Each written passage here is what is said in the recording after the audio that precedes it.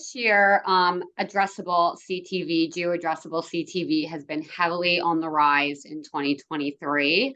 I know we've been getting more and more campaigns that we've been advertising, and adding connected TV into the mix of all the household targeting that we're able to do as advertisers is a great way to provide better user experience through more effective targeting and ad frequency management.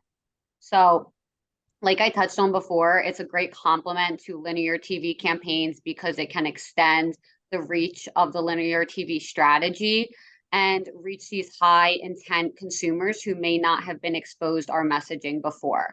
So addressable TV is definitely something that I'd say has been blowing up this year.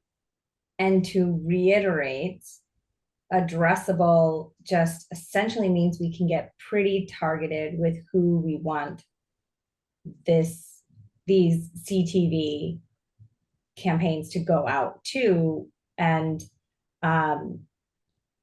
allow our message to kind of be a lot more tactical than what it has been with, oh, I want to try to get potential shoppers in this entire zip code, right? Like far more targeted.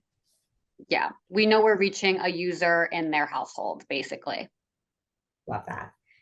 Lisa, our radio fan, is addressable audio something or even a thing? So the technology is there, but it's still very early as far as audience scale and inventory that is available. It's effective for residential targeting massive address lists quickly, targeting homes or businesses that match a desired demographic. But using that first party data is still up and coming. This doesn't, however, mean that we should completely discount radio from our advertising efforts. Lisa's going to be pushing radio forever. So what is moving in the audio world? What's new? What should we be paying attention to? Yeah, so like I mentioned earlier, audio advertising lends itself to tremendous reach and recency. You could be in your car, you hear a commercial for the latest and greatest sandwich at Chick-fil-A if you're on lunch, and you pull over and go get it for yourself. And now we're seeing more and more employed adults working outside of their home. Especially since COVID, we've seen about a 10% increase since 2021. And with this increase in commuting, this has led to a stable usage of AM and FM listening, but especially an increase in streaming audio and, of course, podcasts. So I've also heard a lot, just building off of what you just said, I've heard a lot of buzz about advertising in the podcast and Spotify world. How do you feel about it? Is it something that we as advertisers and business owners should be paying real attention to? Yeah, definitely. Over the years, streaming audio has increased at a rapid pace. Spotify specifically is the most used digital audio platform in the US. However, any streaming audio platform will provide that high reach and high engagement. And I think because the content is so tailored to the audience, podcasts are so niche, advertisers can reach the right audience without the potential for waste. Podcasts specifically are trending up year over year. We're seeing about 5% increase in usage. And I think over 40% of the population, something like that, has listened to a podcast in the past month. I know myself, being in the car a lot, I definitely listen to them. But I'm a sample size of one, but the numbers don't lie. So there's definitely a steady increase among, the entire US.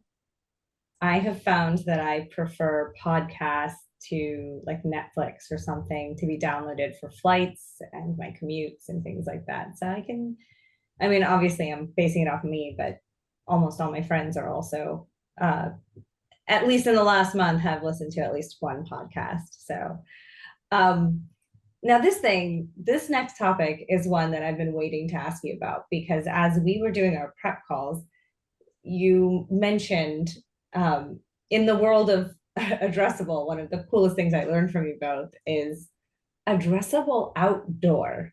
Can you tell us what it is and how crazy it is? Yeah. So like I mentioned earlier, addressable really means that we're targeting a defined set of criteria through households. So Using mobile location data, we can identify customers who have been exposed to an advertiser's billboard. And then those advertisers can track conversions once they visited a physical location. It's a very similar technology to like we would use with connected TV or display. But now that there are so many digital billboards, we can track the same kind of data. That's insane. We just got finished talking about how we didn't used to track billboards and we just trusted that it was getting our message and brand out in front of people. And here we are, you know, a decade and 2 decades later, from complaining about billboards and using it in our talking points of comparison to now being able to not only track but further target due to their engagement with a physical billboard, which is insane. So Julie, pivoting from that, first of all, that's crazy. And, you know, I knew Waze was using me as much as I was using it. Julie, is there any major trend that stands out to you in the world of media and what advertisers and businesses should be aware of right now? You know, something I want to highlight and something I've noticed as a trend over the last year to 2 years is that I feel like a lot of people still use Google Analytics as their source of truth.